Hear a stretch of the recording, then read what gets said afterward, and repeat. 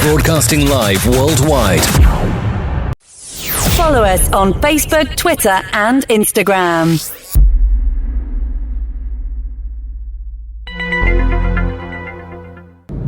It's that eerie sound. It's that crazy four-letter word that, growing up, always made me scared. It's the four-letter word that you dreaded to hear on a Monday, a Tuesday, a Wednesday, a Thursday, or a Friday. No, it's not a curse word. It's the day when your teacher would say, test. That's right. Taking a test. That four-letter word, T-E-S-T. Woo! Sends shivers down my spine. Today, this episode is called Taking a Test. Have faith, let it begin. Starts right now.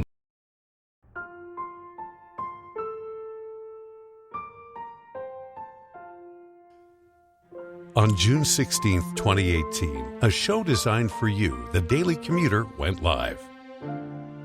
A weekly show all about faith. A show with motivational topics, inspirational stories, and personal testimony set out to change the world. Hello, my name is Amari, and today we are back on another episode of Have Faith and Let's Begin. Hi, my name is Isabella, and you're listening to Have Faith, Let It Begin. Hi, I am Mia, and you are listening to Have Faith, Let It Begin. Welcome to Have Faith. Let it begin. Here's your host, Angel Santana. Can you say have faith, let it begin? Huh? Yeah. Yeah? Right. Daddy loves you. Daddy loves you.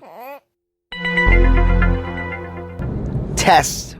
Ooh, hear that sound. Test. Ooh. Oh, yeah. I remember those days. Do you? Do you remember being in school and you go into class and the teacher springs that test on you? Or maybe you've been preparing for the test and all of a sudden it comes and you just start getting very nervous. Some of you may be laughing right now because you may be the person that loves the test. You may be that one person that when you look to your left or right, you can hear somebody going, yes, I love taking tests. I wish I could agree. I have always been afraid of tests. Taking a test would always give me almost a panic attack. And as I got older, it got worse. Test taking was my worst enemy. I was always a great student, a decent student. I did my homework, I studied, but for some reason, taking a test was so difficult for me. And for many years, I struggled with that. I struggled with taking a test. I remember in 2011, on my last year of college, the test actually take a turn. It was a professor named Professor Brooks who discovered that I had a test-taking problem. He came up to me one day and he said, I don't understand. Every time I ask questions in class, you know the answer. Every time we debate, you debate very well. Every time we discuss what would we do different, you always had great ideas. But then, the minute I would hand out a test and I would grade it, you'd be a different person. You'd be a student as if you had never been here before. You'd just clam up. You'd freeze up. And you would fail. What are we going to do about this? I remember saying, not give me any tests, just give me a lot of homework. He said, no. He says, I've got an idea. On the next test, no matter what happens, no matter what you see, just go with it. I said, okay. In that same week, I had gone into my business class. And my other teacher, oh my goodness, I just had a brain fart over his last, here we go. I call him Professor, but Gerwin. He was another great teacher. Pulled me aside and said, what's with you, man? You're such a good student. You just did horrible on your midterm. What are we going to do about this? And I told him about Professor Brooks. And I think at one point, both of them must have gotten together. So, one day, the test came, and Professor Brooks started passing out the tests. Oh, sure as heck, I could tell you, I was sweating. And not only was I sweating in my hair and my eyes, I mean just everywhere you could think of. My palms were so sweaty I had to literally wipe them down on my jeans. I know it's kind of gross, but I'm just painting a picture. That test taking just scared me. And as he got closer and closer, I got teary-eyed. I'm thinking, I need to pass this test. He put the test down on my desk, and he had it face down. He looked at me and said, whatever happens, happens. Do not worry about what's on the top of your test. Whatever happens, I guarantee you, you already have passed. I was confused. When I flipped over the test, at the very top, it said 94%. Great job in red. I looked up at him and he says, I don't care what happens. You passed, no matter what.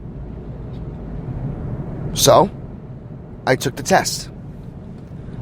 I passed out the test back to him when it was over.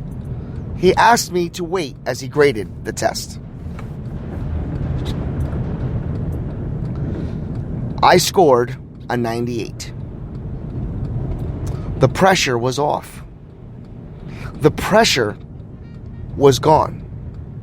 I psyched myself up so much that I would allow myself the opportunity to make myself fail before I even try to succeed. I thanked him, and he told me, moving forward, always put a percentage of what it is that you know you can accomplish. And think to yourself, I've already passed. And then take the test. That same week, I went to Mr. Gurton's class, our business law it was called. And I had an opportunity to retake my midterm. And he passed out the test. He had it face down.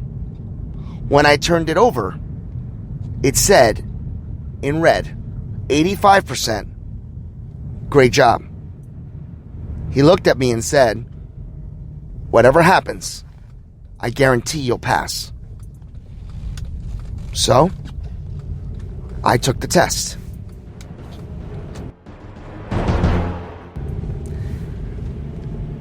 I got 100.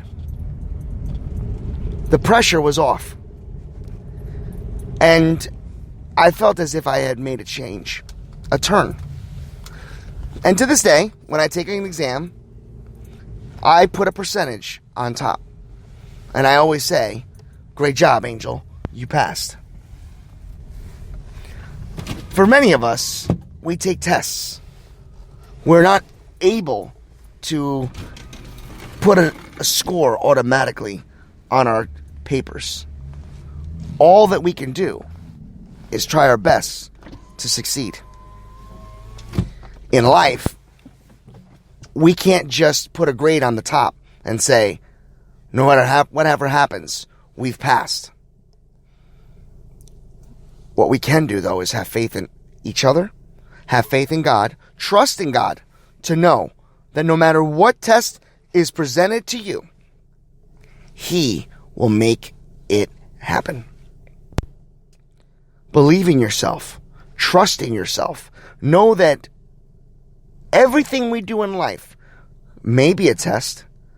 We may have our faith tested. But when you have your tag team partner, you have this person, your best friend in the world, when God is with you, any and everything is possible. When's the last time you took a test? When's the last time you felt that you were in an exam? What kind of grade would you give yourself? What do you expect your grade to be when you pass your test? I can tell you right now, anytime you believe in God, trust in God, have faith in God, mark my words, that test will be at 100%. Think about that today as we move forward. And never forget, have faith, let it begin. Heavenly Father, thank you for today's episode. Thank you for all that you have done.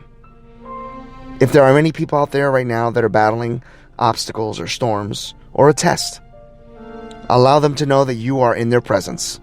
Allow them to hear your words as you say, I believe in you. I trust you. I am with you, and I will never leave your side because I love you. In the words of our Heavenly Father, God bless you. May He shine His light upon you and grant each and every one of you peace on earth. Join me tomorrow as we conclude our Thursday tradition, February edition of Valentine's Day Stories. Have faith, let it begin. Thank you for listening to another episode of Have Faith, Let It Begin. That's right, Ariel. We're done with another show. And it's always great to have this show with you, my love. You know, we're going to encourage each and every person to listen to our show every single weekday. That's right, you and I are going to help change the world. Do you think that you can do that for me? Huh? Yeah, you know you can. She does. We want to let you know, and yes, we encourage you to listen to our show each and every weekday, and it's going to be live at 7:30. Make sure you're subscribed to our show. Make sure you get ready, fasten those seatbelts, because Ariel and I and my family are going to bring you a new topic, a new story each and every day, right? Isn't that right, Ariel? Yeah. And she's smiling at me. Guys, enjoy your day.